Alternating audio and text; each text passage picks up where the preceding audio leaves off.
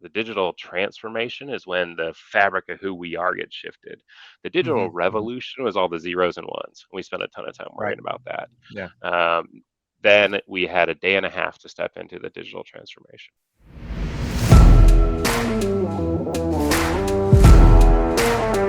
This is Jeff Standridge, and this is the Innovation Junkies podcast. If you want to drastically improve your business, learn proven growth strategies, and generate sustained results for your organization, you've come to the right place. Welcome to the Innovation Junkies podcast.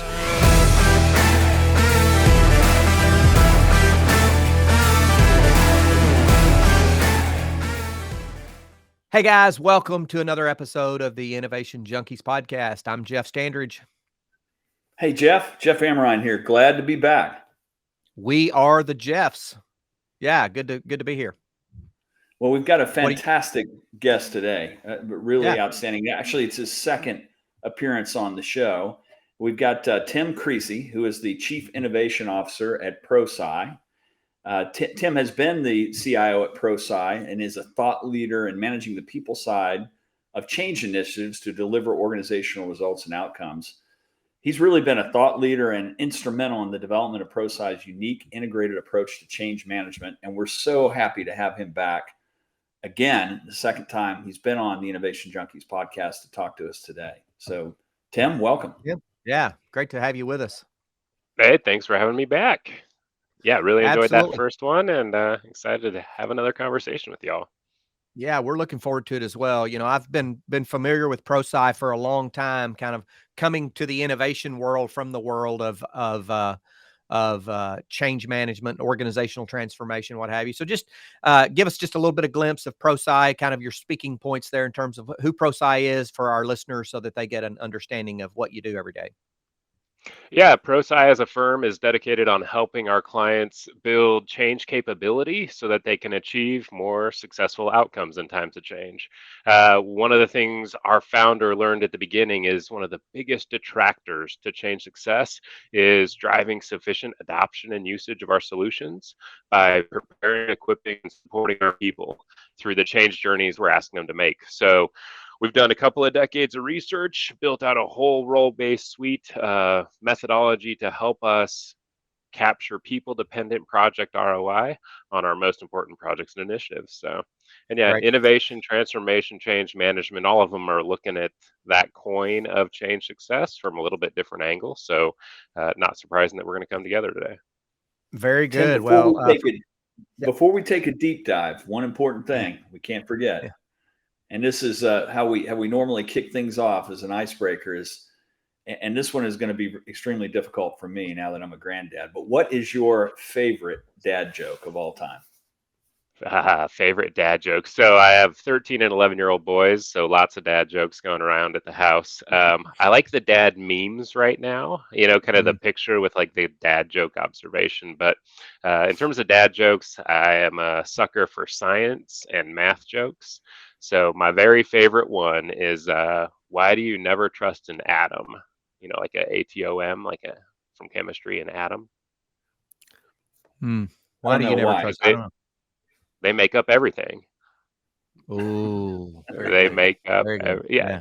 And we're in the business of helping organizations achieve change success through each individual that has to bring the change to life. So I've actually told that from a stage with 800 people and said, I know this joke is going to crash, but I'm going to tell it anyway. Because one person at a time is how change success happens. And those atoms, they make up everything. That's why you can't trust them. Love it. Love it. Jeff, how about you? Well, last weekend, my wife gave me a list of odd jobs. And so I took the list and I did 1, 3, 5, 7, and 9. There we go. I like it. You guys' material is just so much better than mine. So I'm going to go to a Bud Amrine favorite. Bud Amrine was my dad, and we did lots of road trips as a kid. We drove all over the country, and we're a military family. So he would invariably, when we were driving through a new little town, as we were going by the cemetery, he's like, "Why are people so excited about having the cemetery on this road in this town?" I was like, "I don't know why." He said, "People are just dying to get in there." It's interesting. I know that's terrible, right? Well, so that's one of my favorites. We were riding our bikes one day, and I had a group riding with me, and it was a couple of women about my age, and then a younger man. And so we were riding by a cemetery, and I said, "Hey, Chris, you know why that cemetery has a fence around it?" And he goes, "Why is that?" And I said, "Because people are dying to get in there." And he goes, "Oh," and I said, "You know why they won't bury me there?" And he goes, "Why is that?" And I said, "Because I ain't dead yet." See, like I said, you got much better material. Oh, Very well, nice. Tim, Goodness. you recently wrote a blog called The Questions. I'm going to get the actual title of that. The Questions Leaders Must Ask to Create the Workforce of the Workplace of the Future. We'll invite our listeners and viewers to go check that out on the Prosci website. But let's talk a little bit about why we're having conversations about the workplace of the future. So if you kind of kick us off that way, that'll guide us into the discussion today. Yeah, great question. And I think it's top of mind. Now, I want to, before we jump in, the blog title was Questions Leaders Need to Ask and Answer. Because Right. I'm not going to come here and tell anybody that I'm going to provide you with the answers of what your workplace of the future needs to look like. And I Okay. think that's to start out, it is my favorite quote I'm using right now is answers have a shelf life, questions can last a lifetime. Mm, And especially in this world we're living in of rapid, iterative, continuous change, if we try to run around with the answers, they're going to be outdated by the time we even get them on the shelves. And so mm, leaders will need to arm themselves with a great set of questions to ask and answer and re-ask and re-answer as we step forward in the organization. I think the reason we're talking about reimagining that workplace, the future of work right now, is that we're in an interesting place in this pandemic. 2 years ago today, I was sitting in the back mm, of a classroom at the ProSci headquarters watching a prototype of our new methodology being delivered while penciling in how I was going to try to take our existing legacy methodology and pivot it completely virtual because we had delivered no in-person virtual training, and all of a sudden we had shared space being taken away from us. And that's what the global pandemic gave for us, all of us, in terms of workplace, is shared space was taken away from most of us. We figured out how to do it apart, and we're about to get to start to step back together. Now, every time we say we're about to get to start to step back together, we have no idea what's on the other side of that as well. But that's part of designing the workplace of the future is leveraging the capabilities we've grown, the new perspectives we have, the new priorities we have, and shaping them into the workplace we all can thrive in. So there's no going mm, back to what was. That's the thing, right? I was thinking about this, right? When you all talk about innovation, you talk about it's challenging the status quo. mhm. The question to you all is, what is the status quo of the workplace? Hmm. Oh, so he's taking the interviewer side of the equation here. Like, Um, is yeah, it Yeah. Yeah. the workplace March 3rd, 2022, or is it March 3rd, 2020? Because I know a lot of folks mhm, who the status quo they still feel like they're living in was this pre-pandemic status quo that they right. want to, and so they're trying to get back to what was. And if you want to bring innovation into how work can now be done, uh, what's in front of us is, I think, where we can Yeah. shift this focus to. Yeah, I mean, that's a to good your point. We talk about that. One thing required for innovation to occur is constraints, right? Hmm. And so pandemic is one of the constraints. Now being post pandemic and figuring out that we can work differently than we did. And oh, by the way, employees have different expectations about what work should look like than they did 18, 24 months ago. 100%. And What and To that point, my very first question we can pick up here is, what have you done since March of 2020 that you would have told me was impossible in February 2020? yeah, I Think think about how many different yeah. things organizations and teams and people have done that they would have told you were impossible a month before. So just like you said, Jeff, the constraint of the pandemic yielded the innovation that grew all of these capabilities that we didn't even have. We hadn't even started to grow. So I'm so And well, glad yeah, you're Tim, both named Jeff. So I know it's so easy to not mess up who to refer yeah, to. yeah, Tim, to your point, I mean, to that, in the startup junkie and the conductor universe, given the fact that we were very much a high touch, in person event and mentoring organization, we had to quickly take 100% of all of our content. It's 250 some events a year, and figure out how to make that digital. Now, it was something we had always aspired to. We knew that digital content was going to be important. But when the spigot was turned off and there was no other alternative, that was the catalyst that forced us to do something we had wanted to do. And we had, because we had no choice. So I mean, I think there's a lot of people that will have a similar story to say this was a matter of necessity. We had to do it. For sure. And Jeff, we were in the same place as an in-person training company.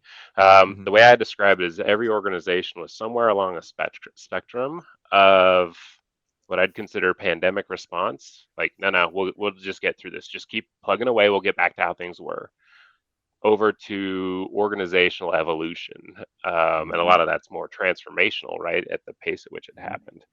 And, we and you, it sounded like, had a matter of days to make that jump from, no, let's just hold tight, we'll go back to what was, to realizing we had to pivot the entire operational model. There's different organizations and parts of organizations that are still, I think, dragging their feet, and not quite leaning into what we grew and what we now expect. Well, let's also take an example of where technology and capability existed, but it was never adopted in widespread fashion. And I think of telehealth, and you tell a 100%. lot of these primary care physicians that have resisted the use of telehealth throughout their entire careers, or throughout the last decade when the technology has been available. And now the question was, okay, then don't get paid. Yeah. That's And the I constraint. love going down. Let's go down this path, right? Because I call it the involuntary digital transformation that Yeah. happened in a lot of workplaces. And I often will tell the story about this along with music and money. Because think about how in both music and money, we disconnected proximity, that you had to have it, with the experience, the ability to actually use it, right? So think about Mhm. music. You used to have the cassette player or the CD, the 8-track, the vinyl. Then all of a sudden, as long as you had access to it, you could enjoy the music, right? It's this thing. Um, Think about money. You used to have it on you. And at first it had to be a goat, and then it could be currency because we created something that was easier to move. And then as long as you had access to it, you could spend it anywhere. So it used to be we had to have proximity to have the experience. But then we started to pull those apart with the digital transformation that happened in a lot of our personal lives. But work, something like telehealth is a great example where we didn't bring, and that's why I call it the digital transformation is when the fabric of who we are gets shifted. The digital revolution was all the zeros and ones. We spent a ton of time Right. worrying about that. Yeah. Then we had a day and a half to step into the digital transformation. And that's where that involuntary nature and all of the learning, I think, steeps. So Yeah, and we've got workplaces now that there are many large companies who have said we don't really have plans yet to go back into the office.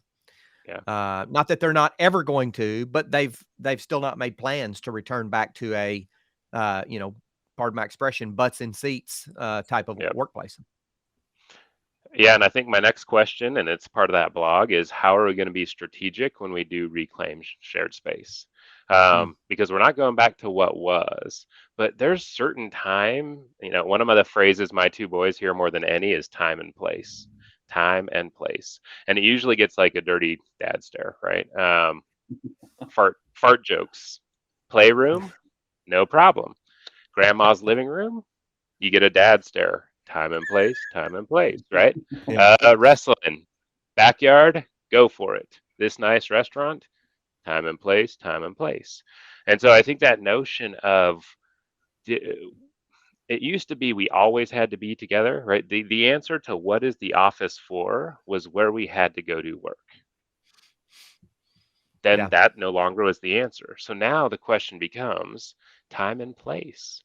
When we do share oxygen, how are we going to make the most of it? And Yeah. when are the right times for us to make sure we're sharing oxygen, and when are the times that it's okay that we don't? So I got a fun analogy we can pick up and play with this one too. Well, Tim, this is one that I have to say that we think about. I won't say struggle with, but think about a lot, because it's easy, or became easy during the pandemic, because you had no choice to be completely remote all the time. And Zoom, Yep. or Google Meet, was the universe of interaction. Now we're in kind of this hybrid mode. And the question I have, and I'm sure that Jeff has as a leader, is how much is enough? How often do I actually have to be there in proximity, so that Yeah. you can kind of lead by walking around? I think there's an importance to that at times, of making sure that people know you're present, versus how often is it fine. Like today, for example, I'm working from the home HQ because I needed the isolation to be able to do podcasts well, or some other things that we're going to be primarily online. So I think leaders are going to struggle with how to make that balance right, not just for themselves, but for the organization. Yep. 100%. And we got a couple of different frames that organizations are using. I usually talk about, hybrid by schedule or hybrid bespoke, right? In terms of determining when we are going to share oxygen. And a lot of that depends on what is the value we're trying to get out of that time together. So I'll give you this analogy. About June 2020, Prosci launched a return to the workplace advisory board, which was pretty early, right? This is June 2020. Little did we know this was going to be a couple of year experience. But it was leaders coming together to talk, strategic change leaders coming together to talk about what are we even doing. Uh, and it's fascinating to look back at how that group and the conversation evolved over the course of those 2 years. But late 2020, one of those advisory board members was a university, and they were trying to figure out what classes to bring back on campus and what to keep off campus, because they had to manage to 25% utilization of the space, right? Different constraint, not the constraint of expectation and flexibility versus shared oxygen, but the constraint of how many kids you can have on campus. And they started to ask themselves this question. They didn't really, but this is the way I phrased the question. When and where does the where really matter? When and where does the where really matter? And so we started playing with this example. Anatomy lab. Does the where matter? Anatomy lab? Oh yeah. You don't want that on the kitchen table, right? 18th century French lit. Does the where matter? Not so much, except for those two group projects. And so they went through their whole curriculum essentially saying, when and where does the where matter? We've started to Hmm. pull this internal at Prosci, so we'll do a side by side that says, what of our work is more like anatomy lab? What of our work is more like 18th century French lit?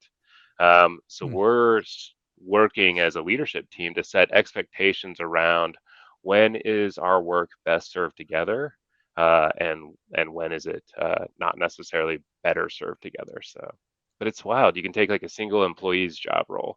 I've got a video editor on my marketing team. Video capture, that's anatomy lab work. You have to be where you're capturing the video. Hmm. Video editing, that's more 18th century French lit work. Even within a particular project kickoff is anatomy lab work.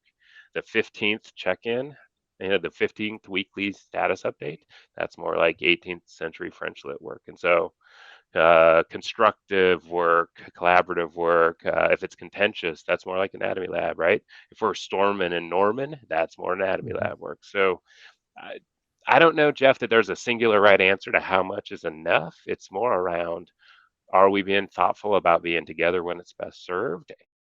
Hey, folks, this is Jeff Amrine. We want to thank you for tuning in. We sincerely appreciate your time. If you're enjoying the Innovation Junkies podcast, please do us a huge favor. Click the subscribe button right now and please leave us a review. It would mean the world to both of us. And don't forget to share us on social media. So let's talk a little more, Tim, about the conditions that you see influencing the future of work. So we've talked about a few of them, but walk us through that kind of list, if you will, and tell us a little bit about what each of those are. Yeah, so we got the very first two I call the involuntary digital transformation. We kind of mentioned that. And right after that, I call that the instantaneous remote work experiment. Uh, and just a bit more nugget on this one. At Prosci, we pivoted from a very headquarter centric organization to fully remote in a day and a half. And I'll often Mm. do the thought experiment. What if as a leadership team, in the absence of the pandemic as a constraint, we would have given the organization 30 days to move completely remote? Like, what do you think would have happened had we just made that decision sometime in 2019? It would You have would have been done it on mayhem. day 29. I mean, Day 29? No, no, no. By day 180, we would have Right. realized that we were already 6 months behind. We would have broken it yeah, 15 different ways. We would have come up with 30 reasons why it was impossible to do. I yeah. mean, and that's that involuntary digital transformation piece, right? And how many sparks of innovation took place because we had to, and we had to in a day and a half. So that's those first two conditions. My next two are iterative and adaptive by necessity. Change became iterative and adaptive by necessity. We don't get to look 5 miles down the road. We get to look to the bend, try to get there, and put ourselves in the best position to be on the other side of the bend. And that comes along with shifting success horizons. And this notion of shifting success horizons, I think, will really amplify the need for an expectation of innovation in organizations, because we're not putting a success flag on the horizon 3 years out. There's a couple, there's a little while there where it was 3 days and 3 hours that we were trying to get to. Now organizations are more in that, 3 quarter, the horizon's lifting a little bit, but it's not back to where it was pre-pandemic. Um, Next one is an acronym, TTWWADI. And I'll see if either of you two know what that means. TTWWADI. I It's an have no acronym idea. that's it's been in the change management lexicon for a long time. It stands for that's the way we've always done it. Oh, Mm. sure. So you've heard it a bunch of times, you Yeah, just Yeah, never yeah. sure. seen it as the acronym, but that's the way we've always done it. And I put this into the shifting conditions of the future of work today because can anybody say that with a straight face? I mean, they probably made it through our dad jokes without laughing, but if they think about reflecting on their organization and is there anything that's going on that's the way we've always done it here? I imagine not, based on the last 2 years.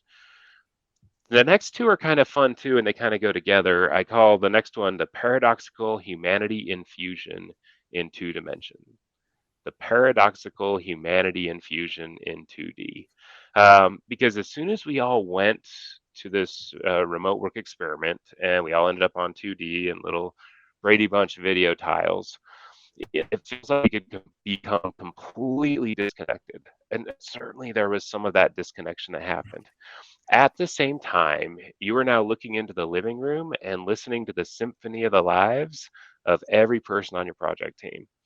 And that's Mm. a different just a different dynamic in terms of the connective tissue, the humanity inside the connective tissue. Because maybe back in the day I could walk past Jeff every day and just be like, yeah, that's just a guy I work with. Meh, meh, meh. Can't do that anymore when I am listening to his child screaming about math homework, right? And all of us are living this shared collective trauma while at the same time getting this crazy intimate view into the lives of the people we work with. So that is that paradoxical humanity infusion that happened in 2 dimensions. And as a result of that, the people side cannot be unseen.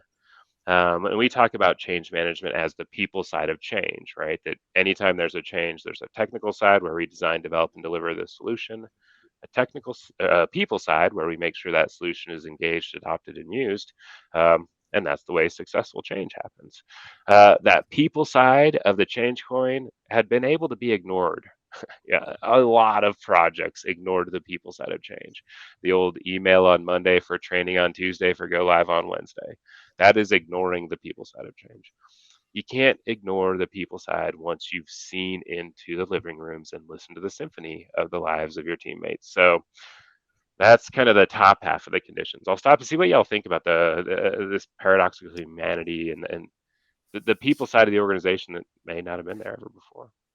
Yeah, I think that's very interesting. There's a lot of these memes. You talked about dad memes. A lot of these memes that come out with people saying getting ready to go to work, and they're dressed from the waist up, or folks saying, I'm trying to decide today, am I going to, what am I going to do, and where am I going to go to today? Do I go to the bedroom, to the living room, or do I go to the dining room, to the basement, or and I like to a lot of times I'll go home early, because I've got something I need to do. And so I'll take my last couple of calls at the end of the day, sitting in my chair in the living room. And so, my wife needs to go back and forth. And so I've said, can you crawl when you go behind me so that you're not showing? And she's like, Yeah. no, I'm not going to do that. She No. told me Well, go ahead.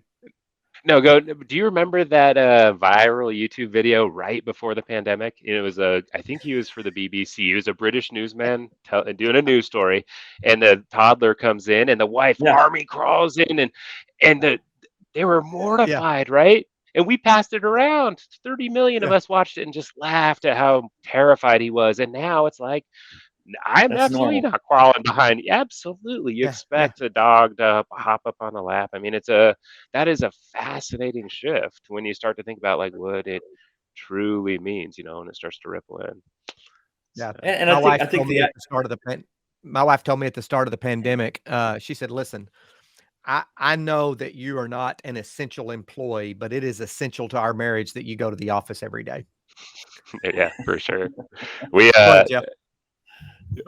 I was just going to say the adaptations have been really, really interesting as people got comfortable and are still comfortable. We had, as an example, there's some people that I network with that I've worked with for years, and we would have this kind of coffee or bourbon gathering every month just to get together to share what was going on.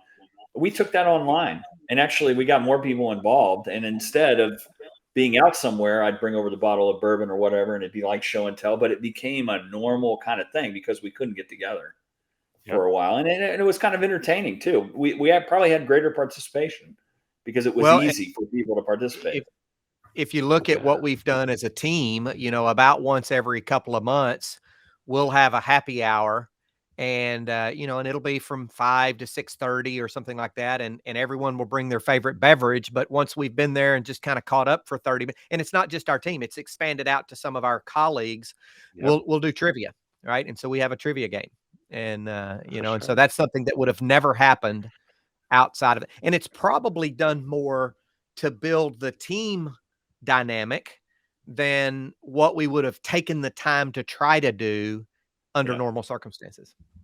Yeah, yeah, absolutely. And I think those are all those things that we learned, not because we wanted to necessarily, but we can mhm. leverage those into reimagining this future of the workplace. I got to present 1 hour for it was a master's class at Pepperdine on innovation and creativity. This was like second week of January, let's say. So right before then, things were looking pretty good. The class was supposed to be in person, and I was going to be beaming in as the one guest presenter, which that in and of itself was kind of cool that they had embraced that. Then, of course, numbers pivoted right around the turn of the year. They sent out an email a day before that said, "Hey, everybody, it's now going to be a virtual class. Here's the Zoom link." Hmm. Zero beats skipped for that Yeah. class to pivot into virtual. And as a facilitator, I got to actually go back in and pull annotation and screen engagement. And I actually got to leverage some other facilitation tools and engagement tools I typically would use in a virtual space that I had to work around when I was going to be up on a screen and they were all going to be in a classroom. I mean, that speed at which, and not nobody breaks a sweat to move a 50-person class to completely virtual in a day and a half. Like, that's fascinating that we have that kind of again, agility kind of baked in. That really is. I had a thought on that, talking about changing a class kind of at the spur of the moment. So here in the South, when it snows and ices, we generally had snow days, right? Well, Yep, snow days are just about a thing of the past. The for kids sure. today don't get to come to Jeff and Lori's house and have chicken spaghetti like they used to after sledding back when my kids were young. It's like, no, we're going to just convert to Zoom today. Class is going to be via Yeah, Zoom. crazy. So, so let's talk then about some of those questions, right? You talk about Okay, reflective questions and future of work questions. So talk us through maybe the highlights of some of those as well. perfect. So, in terms of those reflective questions, we touched on one already. What have you done since March of 2020 that you would have told me was impossible in February 2020. Because again, we've done so many things that are not the way things used to be. Um, I often will ask people to reflect on what did you learn about yourselves and your team that you didn't know you could do, because I do think that would help us identify some of those things we just spotted Mhm. in terms of speed of moving. Another one I like asking is, what did you miss the most? We were all together. We all had to move to apart. We spent a lot of time there. Now we're getting to move back to together again. What did you miss the most when we had to be apart? Because I think that helps us identify what we value most when we do get to come together. So when we're able to Mhm. share oxygen, we can make the most value out of it. So those are kind of the reflective questions coming out of it. 2 years of a lot of pain and suffering, but learning and growth. Uh, how am I different today than I was 2 years ago? And how can I leverage that into what we want to design together going forward? So do you find as you're asking those questions, I mean, those are not questions we're normally asking ourselves, right? Hence Yeah. the reflective questions. Do you find reticence or resistance on the part of some of the leaders you work with in asking those questions, or knowing how to ask those questions, or engaging in that dialogue? it's interesting, right? The flavor of the day, however the weather's blowing, and especially when we're talking about recapturing the workspace. You're seeing, at least today, while we're recording this, there's a lot of people getting back together again, and you're Mhm. seeing all of that energy, in social media. Um, the question, I work real hard to phrase the question. It's one of these. If I had longer time, I would have written you a shorter letter. There's a bit of that here where there's a lot of time and energy and effort put into the crafting of the questions so that the question itself creates the context into which that leader can step in and start to tell the story. So even the context of what have you done in the last, since March of 2020 that you would have thought was impossible or you would have told me was impossible before, it takes somebody out of the context of where they are today into the context of the breadth of the experience so they can start to do some of that answering. You want to hear a story? We talked about skiing last time I was on here, right? Mhm. Yeah, I yeah. had this interesting experience on a chairlift a couple weeks ago about the power of context when we're communicating.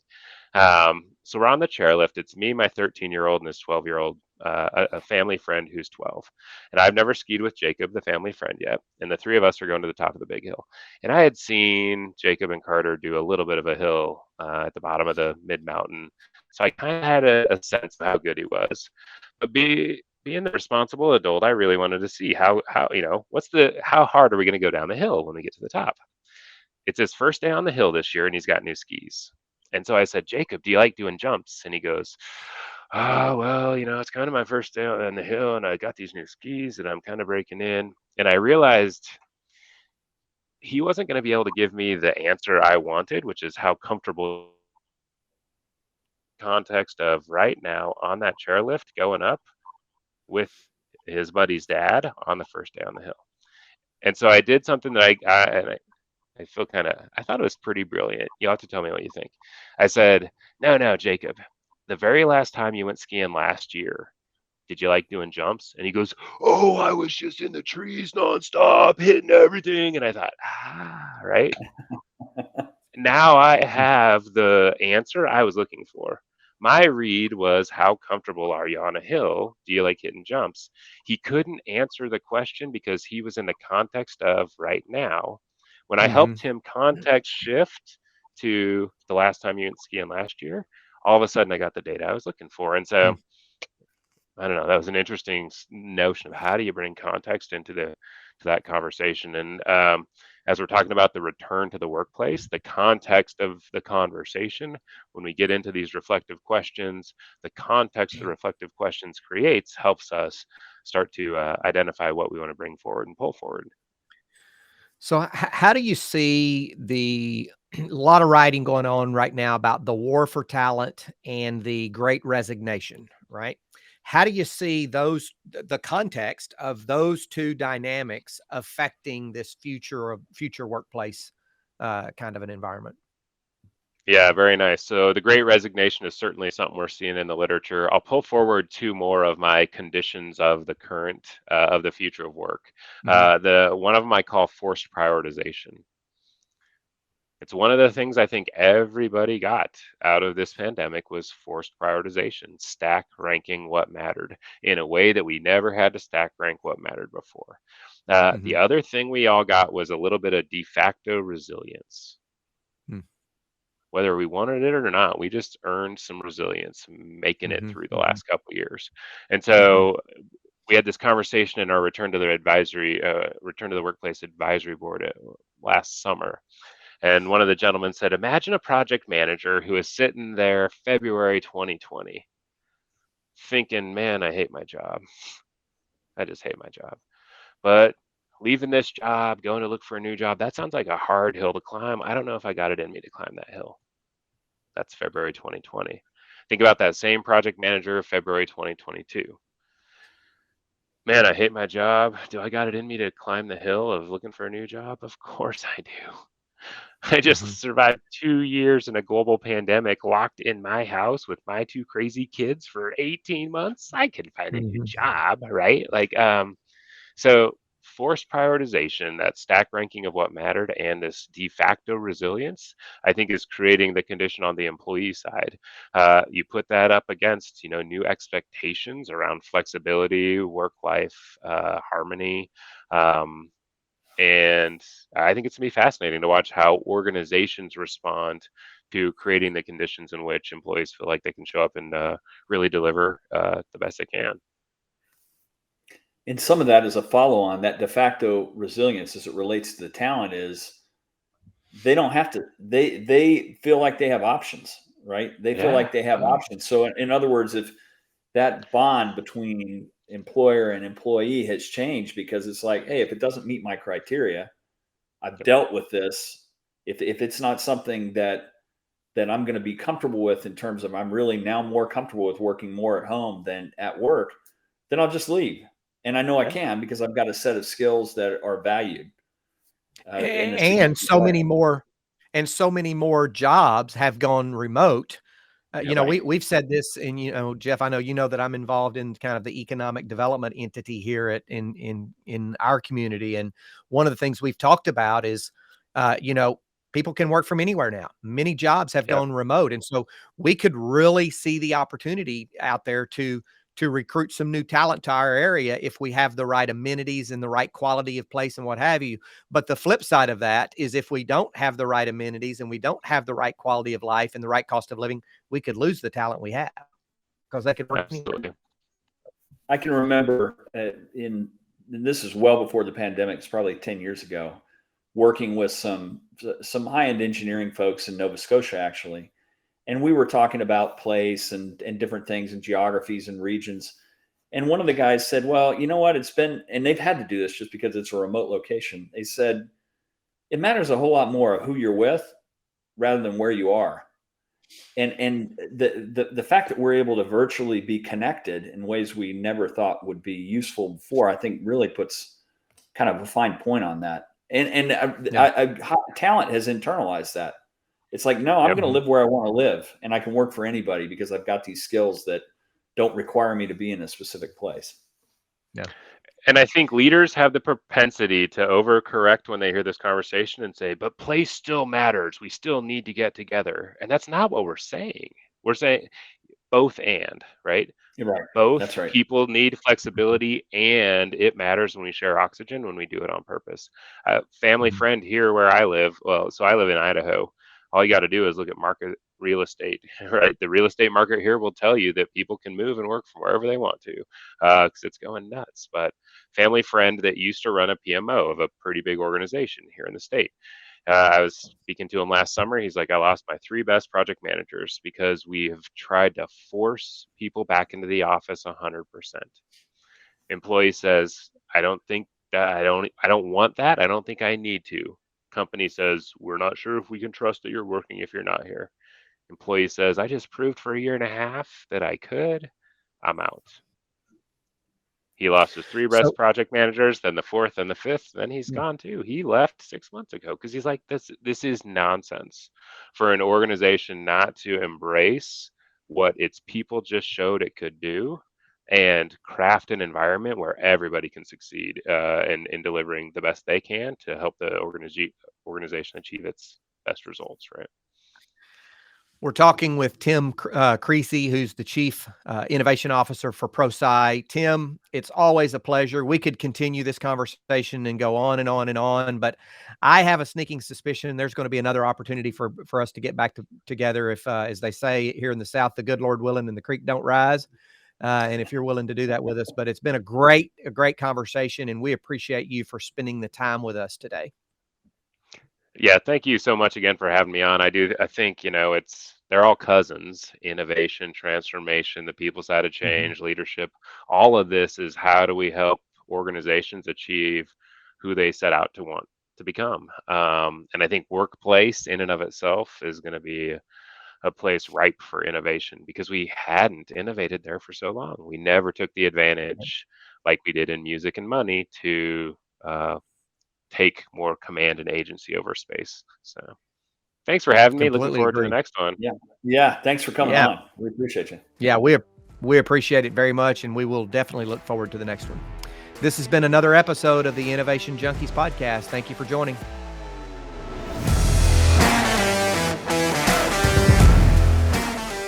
Hey folks, this is Jeff Amrine. We want to thank you for tuning in. We sincerely appreciate your time. If you're enjoying the Innovation Junkies podcast, please do us a huge favor. Click the subscribe button right now and please leave us a review. It would mean the world to both of us. And don't forget to share us on social media.